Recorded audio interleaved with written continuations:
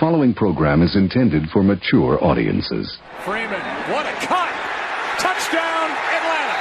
End zone. Pass is caught for the touchdown, Austin Hooper. Intercepted, Robert Alford.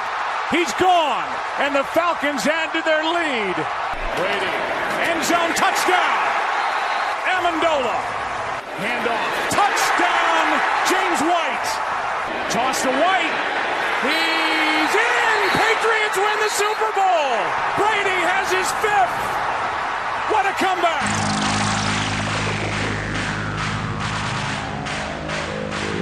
Edelman en movimiento, va por tierra, tiene tremendo hueco, se cierra. ¡Touchdown! ¡Touchdown, Pedro! You're listening to Basically a Sports Show. Follow us on Twitter at Basically Sports. Subscribe to our podcast on iTunes. And download every episode and more at basicallyasportshow.com. Now here's your hosts, Zach, Greg, Mike. And you're listening to Basically a Sports Show. So the Super Bowl. Wow. Lot to, as Zach says, a lot to unpack here. Whole lot to unpack here. Lot to unpack. I guess I'll just start it off with this. After last night, anyone who tells me that momentum in sports isn't real can just shut up, because I'm pretty convinced that momentum's a thing now, like if I wasn't already. I've talked about it on the show before. It seems to me every time something like this happens, there is a point in the game where you go, this just got away from them. You know that there's nothing that can be done at that point. And to me, it was when they were in field goal range, they're late in the third, I think, or whenever it was, and he got sacked. I said, this game just got away from them, and they are not going to get it back. And that was the end of it. And we saw what happened from there. The Falcons were in a position where, if you just get a field goal. The Patriots had scored the touchdown to make it 28-20. There were about 4.5 minutes left in the game when the Falcons got down there. The field goal ices it. That's it. It's done, because now the Patriots are down 11. They're going to get the ball back with about 40 to go or whatever. And it's going to be very tough for them to get 2 scores. And when he got sacked, that was it. But you're right. Momentum absolutely exists. I can't remember the exact point where the Falcons lost it and the Patriots got it. The fumble. The fumble is probably the moment. But I got to say, this is probably, I'm going to say it right now, probably the greatest Super Bowl of all time. Just take out how you feel about the teams. Right. Exactly. As a football game, greatest Super Bowl of all time. Yeah. The part of it that makes it very hard for people to digest is the fact that there was a lot of anti-Patriot sentiment going into this one. Mm-hmm. And to see them come back and win like that, if you take away your biases, that was incredible. That just does not happen ever in football, especially not in the Super Bowl. And they did it. To me, that was worse than the drive. That was worse than the fumble. That was the worst gut punch I've ever seen.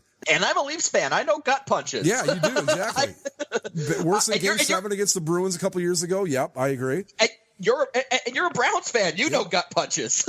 I can't even think of one that would be worse than that. They had that game won. They were dominating. I was so sure. Even, I want to say it was 28-12, and I started thinking, are they going to do it? 21-12?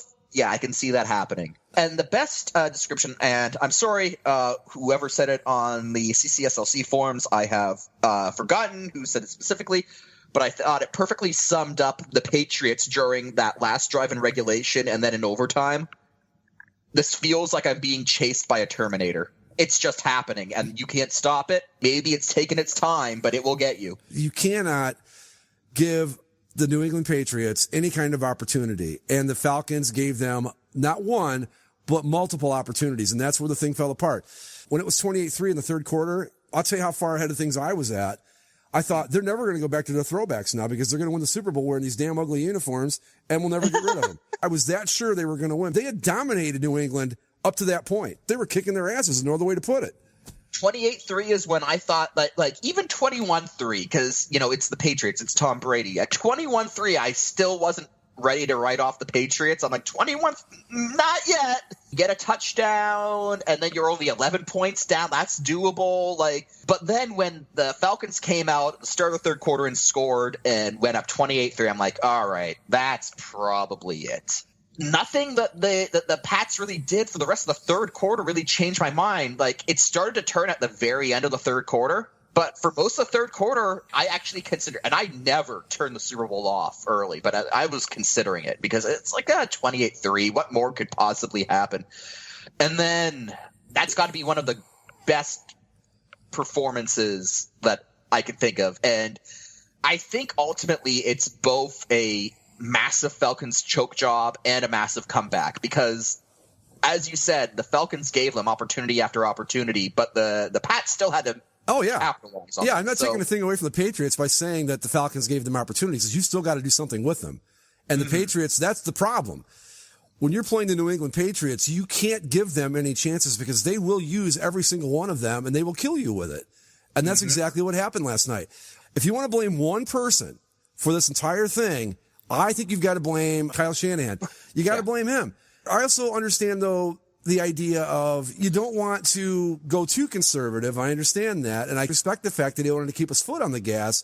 But you're also 4 minutes to go in the Super Bowl. One field goal puts the thing in your pocket and you go home with your ring. And that's where I have to disagree just run it up the middle. Run it up the middle 3 times. You've got a great kicker in Matt Bryant. You're already in field goal range. Run it up the middle 3 times. Get him set where he wants to be. Kick the damn field goal and be done with it. Had he gone for it like that, say midway through the third, they're up 28-3 and it's like, we're going to go for the kill here. I'm all for it.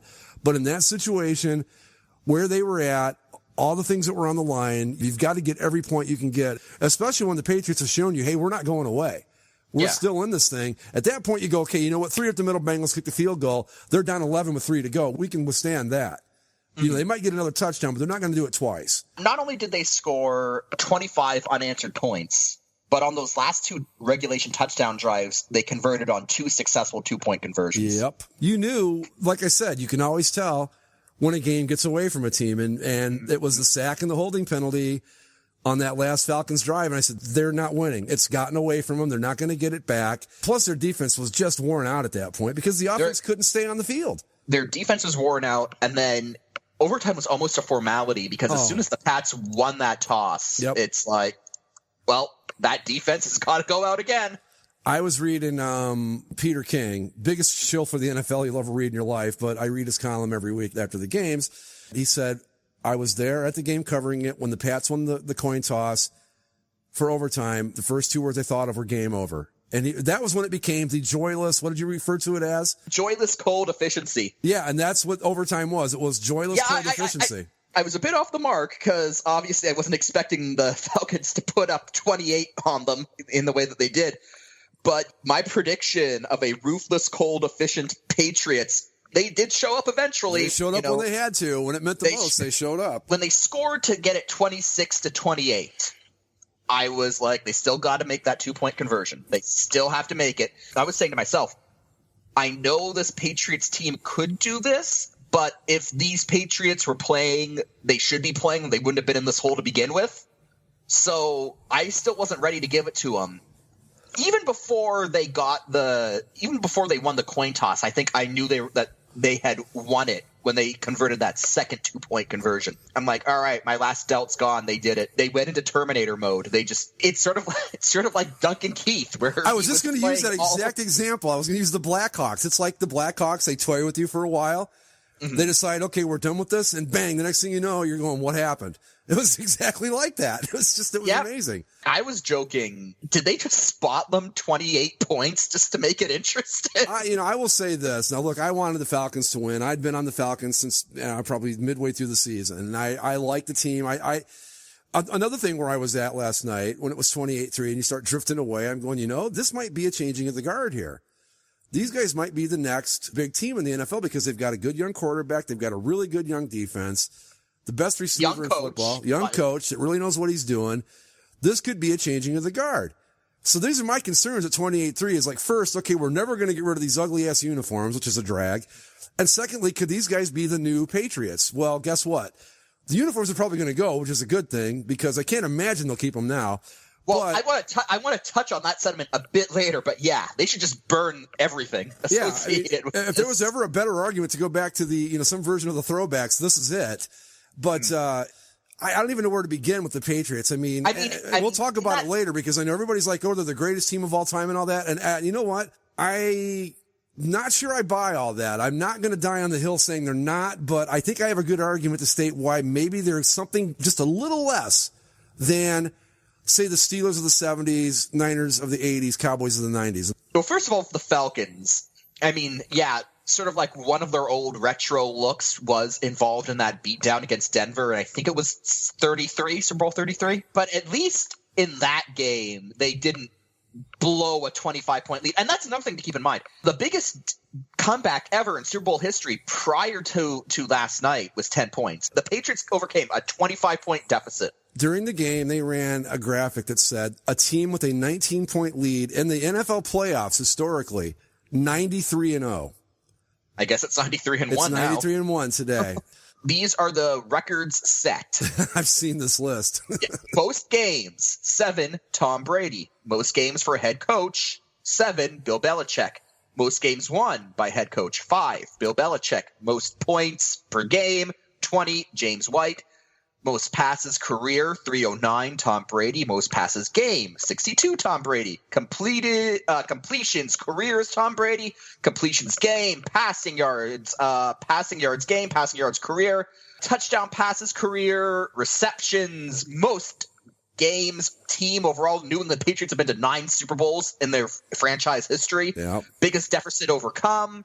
Most points in an overtime period. That's not really fair. There's only been one overtime. Right. It just keeps going on. Passing yards for the team, passing yards individuals, passing yards for both teams. Super Bowl records tied. Most games won. Tom Brady at 5. Most touchdowns for a game, 3. New England, this gets overused a lot, but New England literally made history last night. Without question. I won't argue that for a second. I won't. I don't want to get into the whole historical thing just yet because there's still other stuff to go over with the game, but I do think that I can make a compelling argument for why they are a look. We're talking a matter of degrees here, but still, I think they're just a notch below the other dynasties. I do. And that's not a knock on them. That's not saying they're not good because they're great. There's no question about it. But I don't think that they're quite at the level of the 70s Steelers, 80s Niners, and 90s Cowboys. Before we get to that, there's just a few more things I want to touch on. First, I got a feel for Julio Jones because as soon as he makes one of the best catches in Super Bowl history, it's like doubled by Julian Edelman. I mean, what the hell? Greatest catch in Super Bowl history, right? Has to be. And we've seen a lot of good catches. There was the who caught Manning's pass? There was David Tyree in the helmet catch. David Tyree. Mario Manningham, the next Super Bowl Giants-Patriots Super Bowl, made a really incredible catch. You had the guy from the Seahawks a couple years ago. I mean, yeah. Where it hit both of his feet and then flipped off and then he caught it. And then Julio Jones makes an amazing catch in this game. And then once that drive fizzles and Jones's efforts are for naught, Julian Edelman, they showed that on replay over and over again. And every single time I saw it, I actually called out, oh my God. First off, to have the presence of mind. Now keep in mind, folks, and I'm sure everybody listening has seen the game, there were, I want to say, 3 Falcons on him when he does this. Okay, so you've got the presence of mind. You've got 3 guys that are falling on top of you while all this is taking place. He sticks his hands out there, catches, gets them on the ball, manages to keep it off the ground and pull it in for a catch. My first thought was, this is the luckiest fucking team I've ever seen in my life because no one else would do that. But you can call it luck, and I mean, I'm sure a little bit of luck is involved in it, but you've got to be really well coached to think it through to that point. For that guy to still be thinking on that play, I can still get this ball, that's coaching, man. That's as simple as that. That is coaching 100%. I've just got to give props to Julian Edelman because it's not often you see a Jewish athlete succeed at that level. So good on Edelman there. But yeah, I think a lot of that's also coaching, as you said, but I also think it's Bill Belichick because what was it that you said last week? He's gonna. Well, he knows that if he doesn't make that catch, he's going to be like electrocuted. He gets the electric chair if he doesn't make the play, right? But that's another thing too, though. Speaking of Belichick, watching that game, never once. Dude, they would show shots of him on the sideline. Looking just at him alone, you'd have never even known what the score was in that damn game. 28-3, same exact expression. I thought this guy, he's just a stone cold gangster, man. Nothing phases him. And I thought, this is bad. All of this is starting to become bad because I'm looking at Brady on the sidelines. Nobody even seems worried. You're down 28-3 and they're like, this is no big deal. I just watched the clip of that catch again, and I still can't believe what I'm seeing. I know. It was amazing. It just floats there for like just a split second right before it's about to hit the ground. Take your biases concerning the team's out of it, and that is probably the greatest catch in Super Bowl history. Which was like 5 minutes after what was probably the greatest catch in Super Bowl history before that. That becomes completely and entirely meaningless. Julio Jones makes, I think, one of the greatest catches in Super Bowl history, and like you said, all for naught. It's a footnote now. It's nothing. It's going back to that a couple seasons back where the Lightning played the Blackhawks in the Stanley Cup Finals. Go back and look at those playoffs. Tyler Johnson for the Lightning, all 3 of those playoffs, had one of the best performances of any individual player during a playoff run. But the Blackhawks beat him in 6 games, so no one cares. Right. Yeah, because the Blackhawks do what the Patriots do. It's like, okay, this has been fun. We hope you've enjoyed your delusional thoughts at winning here, but now it's time for us to put this thing away. Are they the greatest team of this era? There was without a doubt. You can't even make an argument for anyone else because there's no one else to make an argument for. Who even comes close to this since 2001? No one. The Manning era Colts underachieved to a ridiculous degree. I mean, they couldn't even get past my Chargers, much less compete with Brady and the Pats on like equal terms. Like they beat them a few times, but they never really overtook them. No, there's no argument to be made. I mean, it's 2017 now. These guys have been to the Super Bowl essentially every other year since the 2001 season. They've won it 5 times. They've been to the AFC title game 11 times, Super Bowl 7. Look, I'm going to debate that they're not the greatest team of all time. You can't even present an argument that anybody wouldn't laugh out of the room that they're not the greatest team in this century. There's just no way to even debate it. Before we get to whether or not the Pats are the greatest team of all time, I think there's one more thing I want to discuss, because we've both mentioned that this Falcons team is young, talented. They've got a great coach. They've got a great defense. They've got fantastic receiving core. They've got a fantastic quarterback. And again, they're young, so they're not going anywhere anytime soon. But I got to think this is one of those games that destroys a franchise.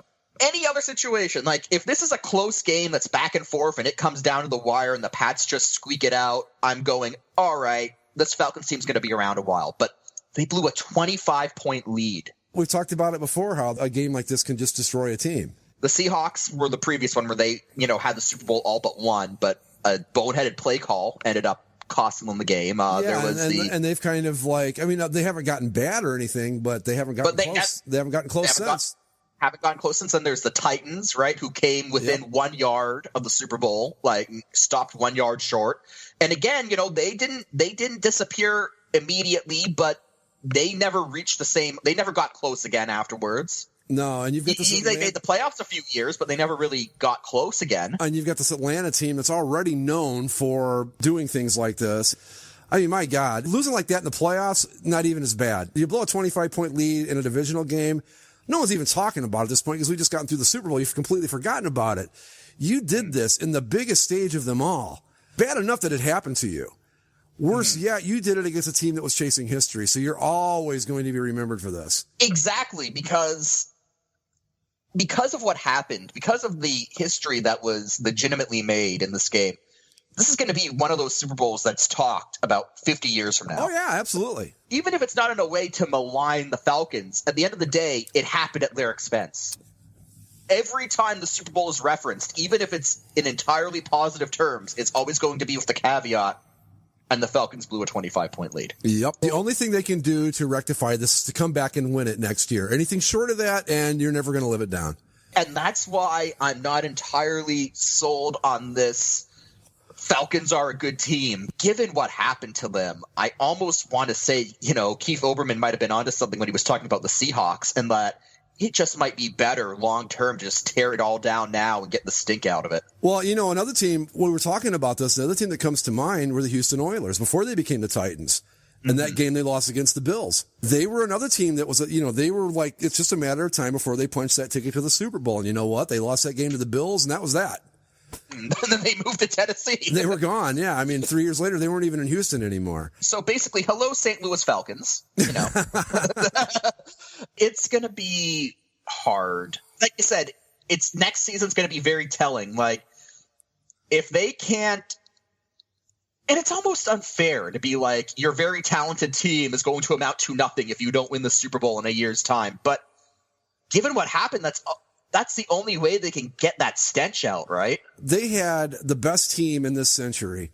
They were not just winning, mind you. They were kicking their asses. They were dominating. They made Tom Brady look like an idiot for 2.5 quarters of that game. I mean, if that game had held true to form and they had won, say, 35-10, no one today is saying Brady's the best ever, because he looked like a clown for the majority of that game until Until he didn't. I mean, there's no other way to put it, but all of a sudden he went, hey, wait a minute, I'm Tom Brady, and well, here we are. That's what the Falcons have to live with. Say they lose 24-23 on a last-second field goal. Okay, fine, that happens. You were up 25 points in the third quarter of this game, and you lost. You just don't live that down. If I'm a Falcons fan, I don't know how I feel today. And believe me, I've been here. I know what this is like, and we never experienced anything close to that. We've both seen our teams go through the gut punch 1 or 2 times, but neither of us paid $10,000 for the privilege of watching it. So there's that. I hope it was worth it. That's all I got to say. I love what you said. I would have spent $750 on a TV, lied about going, and pocketed the rest. Exactly. If you've been to an NFL game, and I'm just talking a regular season game, it's like watching freaking paint dry. It's boring. I've never been to an NFL game. You're not missing a thing. I have been to some CFL games, though, and if it's anything like that, football is a sport tailor-made for television. It absolutely is. And when you take the TV out of it, it suddenly becomes, this is not as exciting as I remember it being. You know what I remember from my first Browns game? And you were talking back in 1982. Browns and Steelers were still fierce rivals at this point. I was so happy. My first Browns game, I get to see them play the Steelers, right? What I took away from that game were 2 things. It was rainy and everybody was muddy, and I couldn't get over how much standing around there was waiting for people to come back from commercial. You don't think of this while they're in commercial at home, but because they can't communicate with the sideline. They just stand there in a huddle and wait to get the cue to start play. Exactly. If you've never been to a pro football game, it's just not something that occurs to you because, even if it's not commercial, not even commercial breaks, but in between plays, right? If you're watching it on TV, they're showing replays or or the commentators are running analysis. A million other things are happening. They're bringing up stats. When you're watching at home, all of that dead space is filled with information somehow that keeps you entertained and focused on something. But when you're just there at the game, they run a play, like it'll be a run up the middle for 2 yards, and then they stand around for about 30 seconds before they slowly get everyone in position and run it again. And you're just kind of going, it kind of loses something when you take away the television. And even when they're showing replays on the big screens and stuff, you're not getting all the other stuff that you get with it on TV. You're just seeing the same play over again. Which is why the Jaguars, I think, have figured it out, where they just started playing NFL Red Zone on their Here's something else to watch during the boredom. Now, we're talking just regular season games. The Super Bowl, commercial breaks are longer, and I got to think that blowing $10,000 to watch my team stand around and then lose by, no, I'm sorry. Spend $10,000 for just the average experience of watching NFL football live, plus the fact that your team just got the gut punch of all gut punches. Your team had it all, and within the span of a half a quarter of football, went from we are the world champs to we are the footnote in the story of Tom Brady's ascendance. Yep. Here's the thing, and Headley, if you're listening, I really hope you enjoyed the game. I do too, man. I mean, because nobody wants to make fun of you for spending $10,000 on that, but it's just like when you think about it in terms of how much money it was and what happened, that just had to be brutal. And like I said, I would have spent $750, bought myself a nice new 4K TV, and stayed home. If it was worth the experience, great. I just don't know that, having been to as many football games as I've been to in my life, I don't know that I'd even pay to go to a Super Bowl. I don't care who was in it. I love football. I love the Super Bowl. I did the same thing I always do, where I wake up and I watched the highlights of all the previous Super Bowls. It's my tradition. Had to go online. I couldn't find the channel. They ran them all last weekend on NFL Network. Which is cool, but it's not the same as the same day. Yeah, I agree. So I had to go online and find it there. But, I still watched it all, did my routine. Love football, love the Super Bowl. But, I don't even know if I would go to a Super Bowl if someone offered me tickets. You know how I go to the Super Bowl? If someone offered me, if I knew someone who had a box. Yep, that I would do. I wouldn't pay for the box, but if someone I knew had the box and was like, hey, Mike, do you want to go to the Super Bowl? I'd be like, all right, fine, I'll go. But any other way, no, because football just doesn't work. Free luxury box, because then you can watch it on TV, because they've got TV with the feed up there.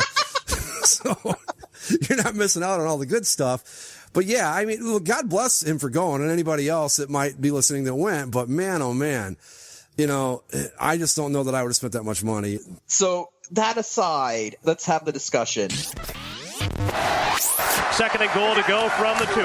Toss sweep right for James White. Tucks it under the right arm. Cuts it upfield. Driving forward. Diving to the goal line. A touchdown. And a title for the Patriots. I can't believe it.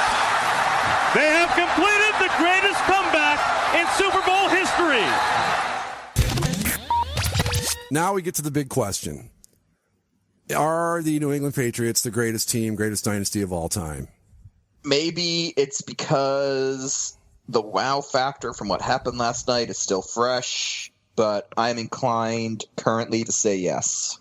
I'm going to have a tough time, but I do think that I've got a case that can be made from why they're maybe just a notch below the other dynasties. One of the arguments, because this started on the boards obviously right after the game, because this was the first thing everyone was going to talk about. It's tougher to do now. I don't think so. Honest to God, I think it's easier to win a Super Bowl now than it was even 20 years ago. They say you can't keep a team together anymore. I think that's another reason why that makes it a little bit easier. When you played the 85 Bears, you had to play that defense in 84, before they made the Super Bowl, in 85, when they made it, won it, 86, 87. They stayed together. It wasn't like when they won the Super Bowl in 85, the next year, they were all spread out amongst 5 different teams through free agency. Mm-hmm. So I think it was tougher from that aspect. I think that the good teams were way good because they stayed together, like the Cowboys in the 90s. Yes, they were the best team of that era, but they always had to deal with either the New York Giants or the San Francisco 49ers. Were always there, always capable of knocking them off. So I'm going to ask you, name me a team in the last, we'll even just go 10 years, that you think were on the same level as the Patriots. Consistently, I'll say. I would say that for a couple years, I would say the Manning-led Broncos were good just because they had a couple years there where Peyton Manning still had it, quote unquote, and right. The defense, I think, is still, I think, a monster enough defense to give Brady fits. I would say other than that, the Ravens, certainly. I mean, the Ravens knocked the Pats off that year where they beat San Francisco in the Super Bowl. The Pats were sort of, they kind of slayed that dragon on the way there. But again, you kind of see with the Ravens where they've been since then. And before. That's my point. And before. I'm not saying that the team doesn't rise up occasionally and say, okay, we're going to take a run at the title here. That's certainly happened. And, you know, because the Patriots haven't won 15 in a row or anything like that. But I would say the closest to a consistent competitor would probably be the Roethlisberger-led Steelers. Okay, that's a good comparison. But that's really about it. Now, my next question: who's been the best defense, consistently best defense in the last 5 years? Probably the Broncos. And after that, who? Ravens? Maybe. Oh, yeah, but they're up and down. That's my point. Yeah. And again, I'm not trying to take a thing away from the Patriots. I think that they are, without question, the greatest team of the century. No argument can be made otherwise. But when you look at it from the big picture, you had the 70 Steelers. There were the Raiders they had to contend with every single year. The Raiders were a Super Bowl contender every year. There was a stretch in there where the Houston Oilers were very, very good too, a Super Bowl contender. And then if you got through that crucible, you got to face the Dallas Cowboys, who were also one. That's, to me, the difference. Again, very slight difference, but enough where I'm still going to give the nod to the older teams because it was just a little bit tougher for them. And then the last thing I want to point out, name me the 5 best quarterbacks in the NFL in the last 15 years. Tom Brady, Ben Roethlisberger, Aaron Rodgers, Peyton Manning, and then... We'll throw Drew Brees in there, I guess. Drew Brees, yeah. Okay, but here's the thing. What do you need now to win a Super Bowl? And I think the Patriots have proven this over and over and over again. A quarterback is the most important thing. And really, that's why the Kansas City Chiefs will never win the Super Bowl with Alex Smith, because you can build that team up as much as you want around him, but you're not winning the Super Bowl with Alex Smith as quarterback. Right, and that to me is the big difference. I think that you saw teams even in the 90s and in the early 2000s with the Ravens, and well, then it became Trent Dilfer. Right, there's Trent Dilfer. He's the most. There's another one. Oh crap! Who is it? I'm blanking. Who was Tampa's quarterback Brad when they Johnson. won it? Brad Johnson. What did he ever amount to? Well, you know what? I'm going to give him a little bit of credit. He was better than people gave him credit for, but not an elite quarterback. I agree with you completely. No. He's not a Tom Brady, Aaron Rodgers level. No. But the thing is that in today's NFL, what you need is basically if you've got a good quarterback, if you can get a little bit of defense, and we talked about this on the football show a couple weeks ago, doesn't have to be great, just has to be able to do just enough. You can win a Super Bowl. The Broncos last season proved that even Peyton Manning at half of his efficiency, you pair like a half speed Peyton Manning with that deadly defense, and boom, Super Bowl. Yeah, but go back to Manning and the Colts. That was a big rivalry, Patriots Colts, back in the mid 2000s. Mm-hmm. And you had two great quarterbacks, but the problem was that the Colts never had any sort of defense. So the Patriots knew when they played the Colts, all they had to do was outscore them, basically, because they knew they weren't going to stop them. And I guess that's another thing where, as a Chargers fan, my perspective is that because the Chargers had a couple years there where they were a consistent playoff team too, and I always thought going in, all right, if we play the Patriots, we need divine intervention to win, right? Because in what was it? What was the year they went 14-2? 2000. Oh man, I don't remember. I want to say 6 or 7 or 8. Maybe? Somewhere in there, yeah. It was the Marty Schottenheimer led Chargers. Yeah. Yep. Chargers 14-2, best team of the regular season by far. And the thing that people forget about that game is that they did everything that they needed to do to beat the Patriots in that game. They picked off Brady 3 times in that game. They put up, I forget what the score was, but they weren't stifled offensively. They put up a decent amount of points, picked off Brady 3 times that game. What more could you ask for? And the Patriots still won. But again, you want to talk about that Patriots Colts rivalry. As a Chargers fan, I knew, it would be a cold day in hell before we beat the Pats, but then they would.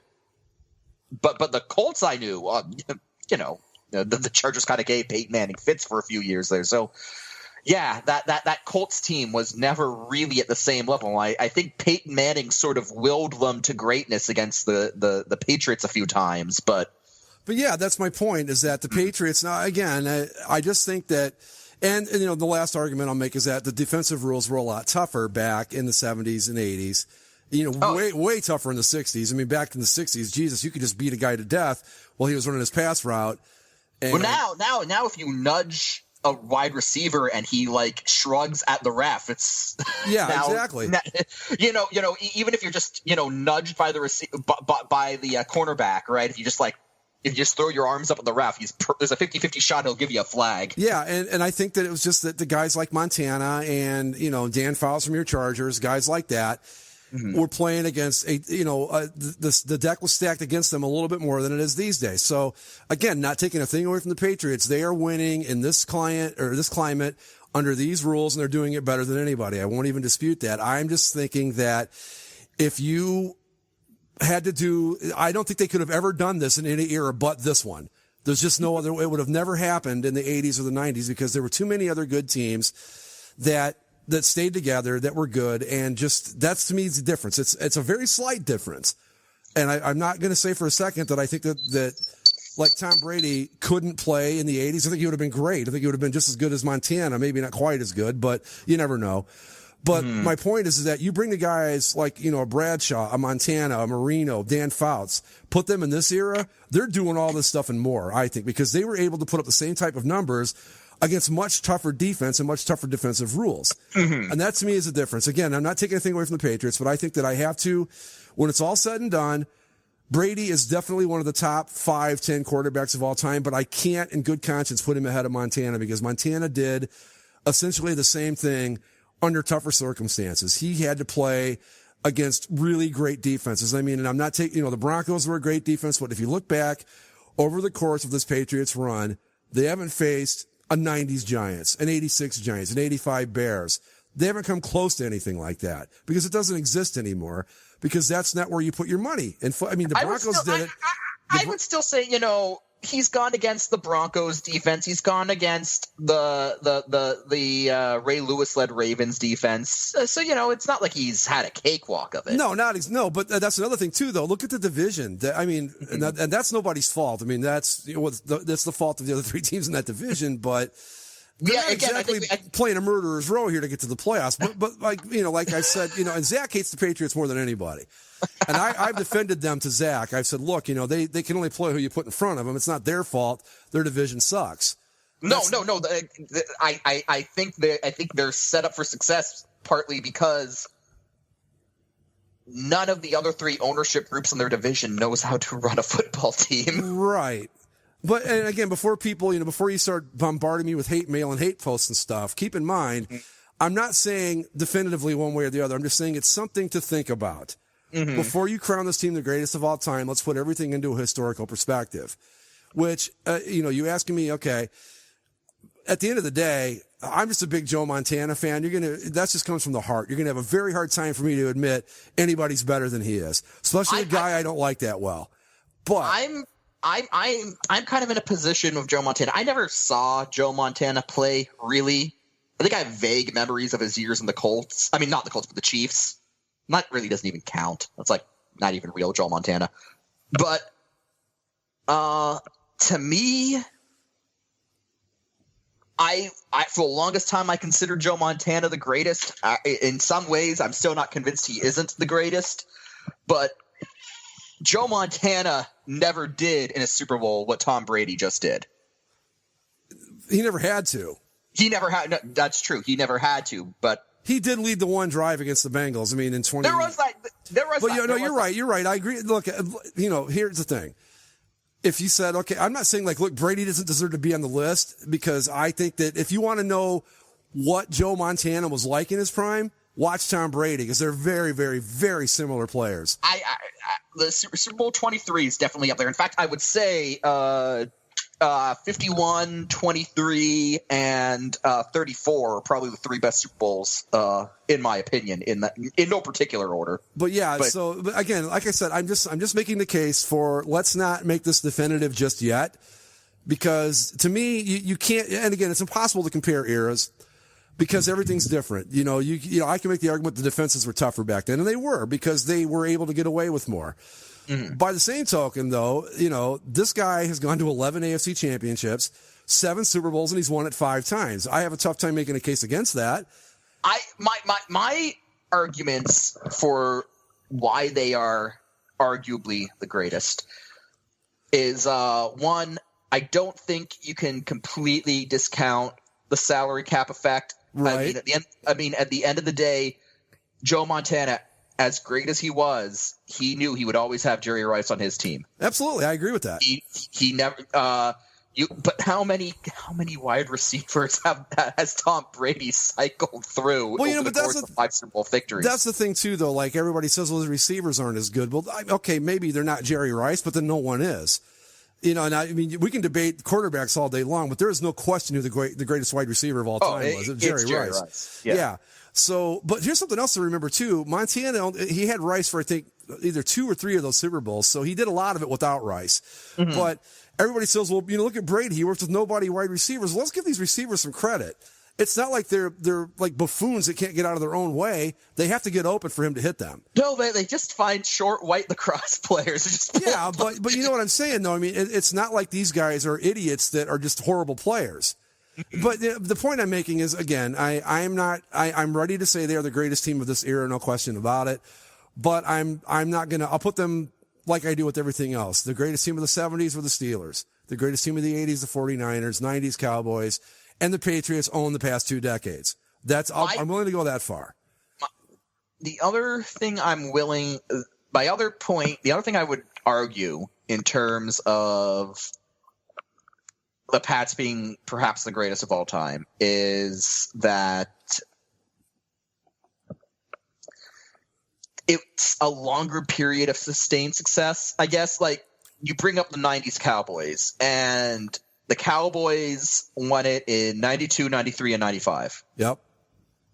And then what have they done since 95?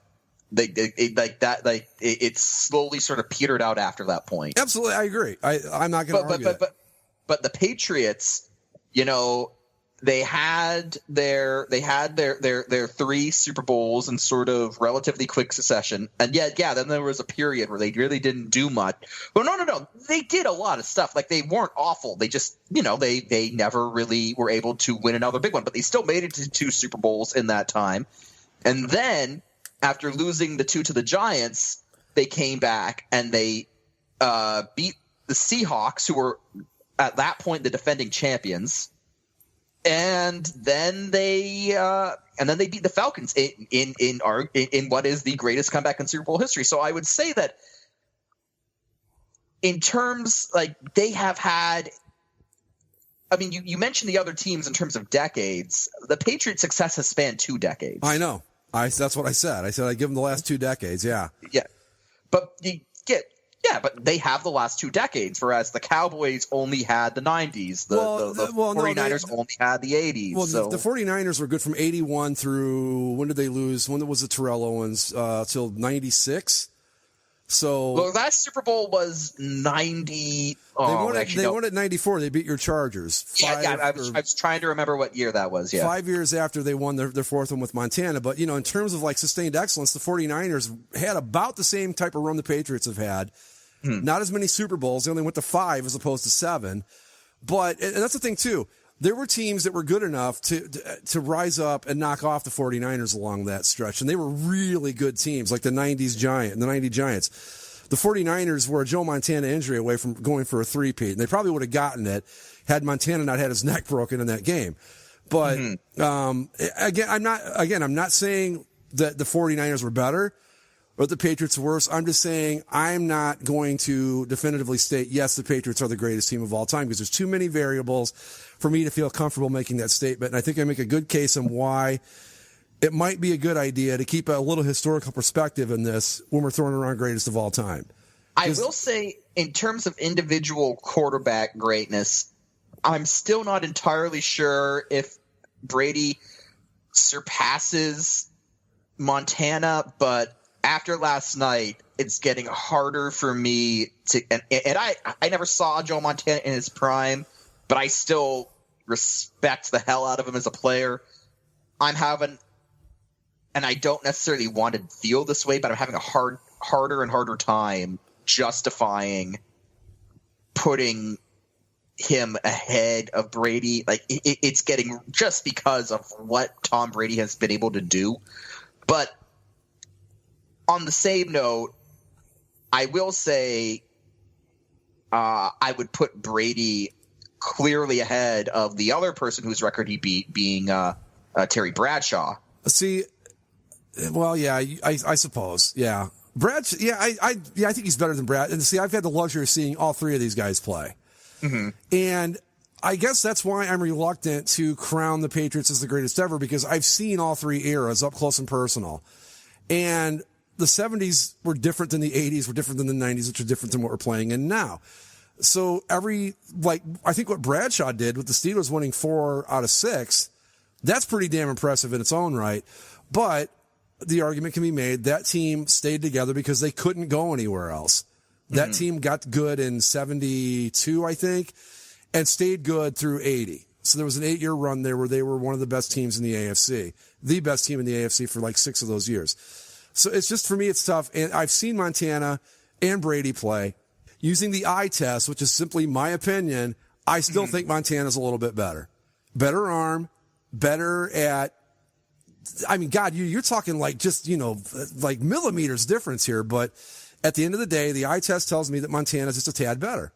That's not, but Brady, I mean, that, we're talking like, would you rather have $1,500,000 or $1,505,000? I mean, what the fuck's the difference, right? That's kind of the way I look at it too. So it's just, I just want to make the case for, I have my old man get off my lawn moment here and go, look, let's not throw away all the other great teams too with these guys.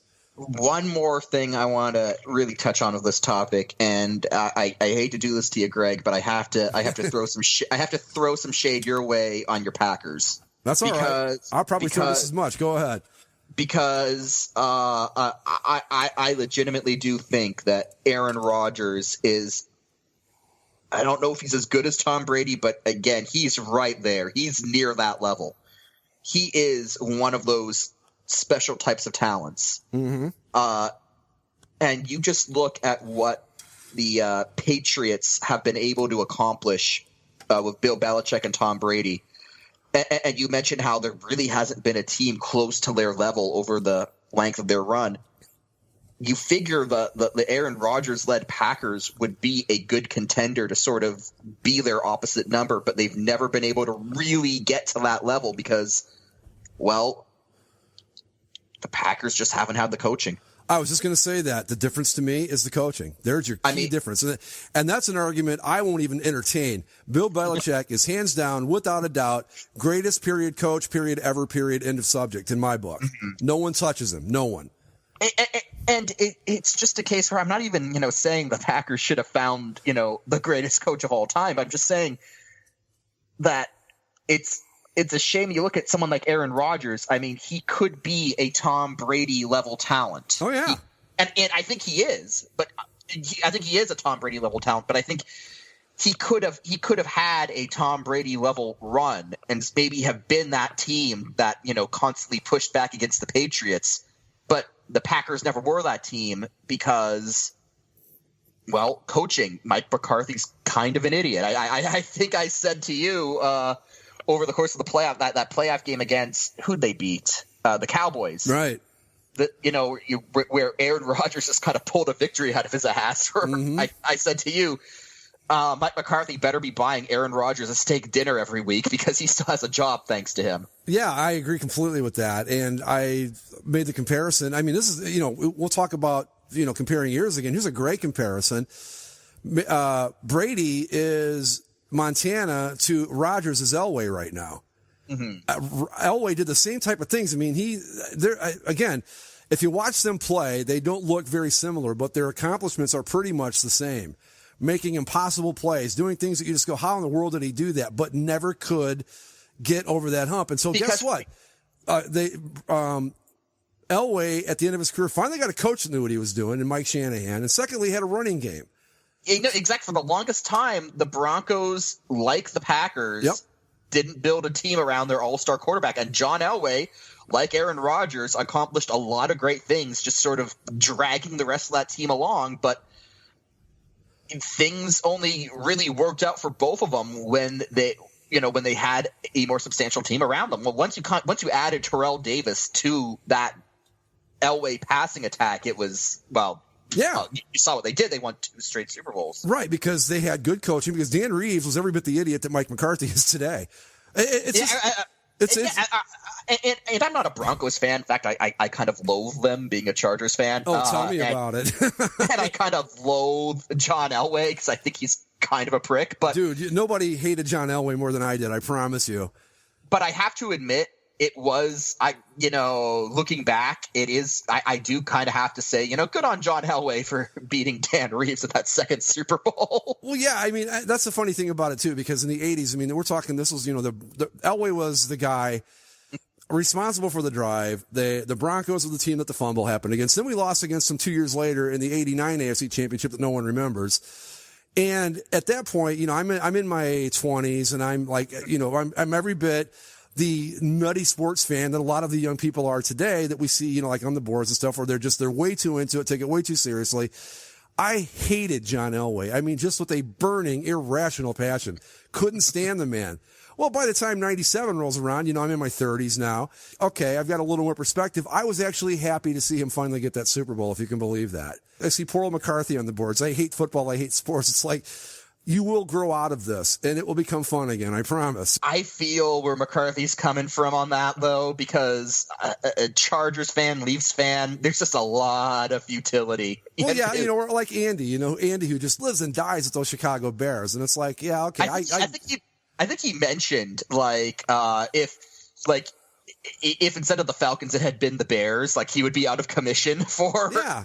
And then I just thought about that alternate universe where this game happens exactly as it happened, only it's the Bears instead of the Falcons. And I just thought, oh no, poor alternate universe Andy. No kidding. But, a lot of people will come along all over the place. You'll see it on social media. You see it on the boards. And it'll be some smart ass that's my age going, you guys need to have a little more perspective. Well, fuck off. Because you know what? When I was that age, I was the exact same way.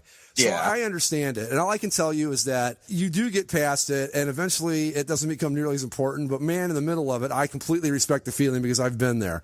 I mean, when the Browns lost, everybody says, the drive. The one that broke my heart was the fumble. That was the one that killed me. That was just like, Jesus, 2 years in a row, you got to be fucking kidding me at this point, right?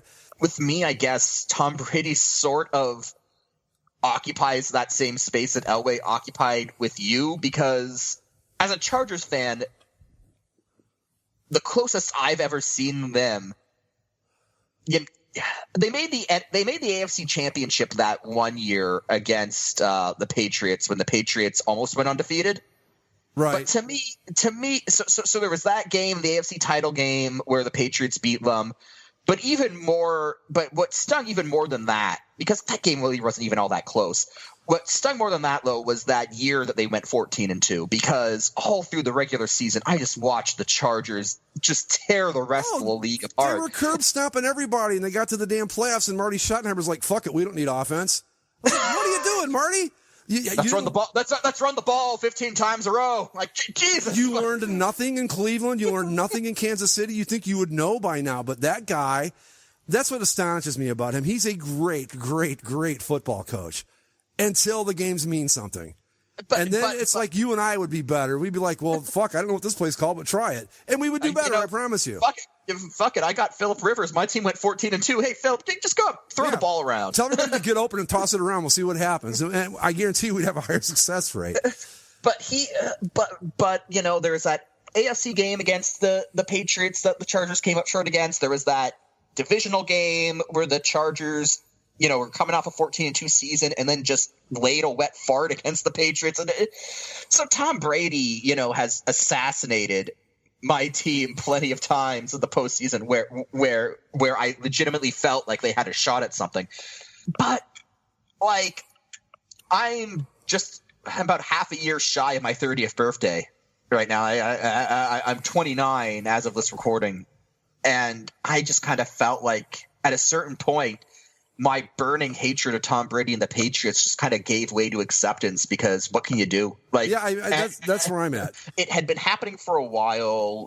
People who listen to the show for a while know I have advocated for Tom Brady, whereas Zach went up for Peyton Manning, and we had those debates back and forth. But if nothing else, this ended that argument. Yeah. And last night was really the final moment where I still don't like the Patriots. I still don't like Tom Brady, because, again, the guy is responsible for a lot of my own NFL fandom heartbreaks, I guess you could say. But what more can you say? Not only has he won 5 Super Bowls, but he got that 5th one in, engineering the greatest comeback in Super Bowl history. Again, what else can I say but just sort of give way to greatness? He's I'll say arguably the greatest quarterback of all time and arguably the greatest team of all time. All right. Like I said, they're very, very similar players, Brady and Montana. I mean, Montana is Brady's idol, for God's sake. Not only would both of them engineer these game-winning drives, but they would do so with such collectiveness. Like you mentioned earlier, they're down 28-3, but they show Brady on the sidelines. He's not mad. He looks collected. Yeah. And Montana had that too, where both Montana and Brady, if the game was on the line and they needed to make this drive, they would both do it with just this cool efficiency. Well, I know with Montana, and Brady's the same way. We saw it happen last night. In order to win, to beat him or Brady for that matter, you could not leave them any room. I remember it was a game, I don't even remember what season it was, but they were playing the Rams on Monday Night Football. And the Rams were doing what the Falcons basically did last night to the 49ers. They were beating them in every aspect of the game. They gave the 49ers exactly 3 chances, and Montana capitalized on every damn one of them, and they won that game. It was like, you cannot ever leave these guys any room to hurt you, because if you do, they're going to cut your throat and watch you bleed to death and laugh at you while you're doing it. To me, Montana was just that good. He was just like Brady, except a little bit better, a little bit cooler. And people didn't hate. This is the weirdest thing to me. The 70s Steelers, you either loved them or you hated them. The Cowboys in particular in the 70s, man, that was a love-hate thing. The 80s 49ers, everybody kind of like, yeah, these guys are cool. No one hated him. It was the weirdest thing I've ever seen. The only NFL dynasty I've ever run across where everybody seemed to be in agreement, yeah, these guys are just a lot of fun, were the 49ers. Weird. Well, that is weird. So why do you think everyone sort of agreed that Joe Montana was a cool guy, but Tom Brady I don't know. Like hated? I don't know, but you know what? You talk about similarities. Montana dated, I don't remember if he married or not, but he dated a supermodel / TV commercial star. Mm-hmm. Now, granted, the spotlight wasn't nearly as bright because we didn't have the internet, social media, and all that back then, so maybe he just didn't get on people's nerves, and that might be the only difference here. It might be as simple as that. I'm just saying that from a historical perspective, I'm not ready to crown anybody the greatest anything. I think it all depends on when you played, who you played against, et cetera, et cetera. So in this era, yes, no question about it. The Patriots are the best. Brady is the best quarterback I've seen since Joe Montana, no question about it. That's the best I can do. We got anything else? I think we've covered this pretty good, I'd say. The only thing left is I'm going to try to attempt the top 3 Super Bowls of all time. I kind of listed them off in no particular order. Okay. I'm going to say the third greatest Super Bowl of all time, Super Bowl 34. That's where the Titans came up a yard short against the Rams. That was a good one. Second greatest, 23, Montana's 2-minute drill to beat the Bengals. All right.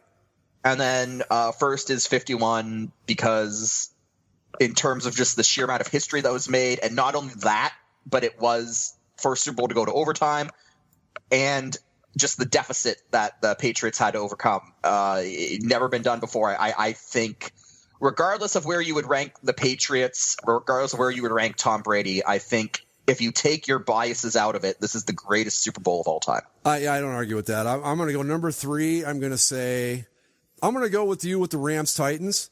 Number 2, just to show you that I'm not a Patriots hater, I'm going to take I forget what number it was when they played the Rams and beat the Rams with the Vinatieri field goal at the end. That's my number 2. That was 35. It was 35. That was a year later. That was I think it was the year right afterwards, yeah. And then this one last night. Just amazing.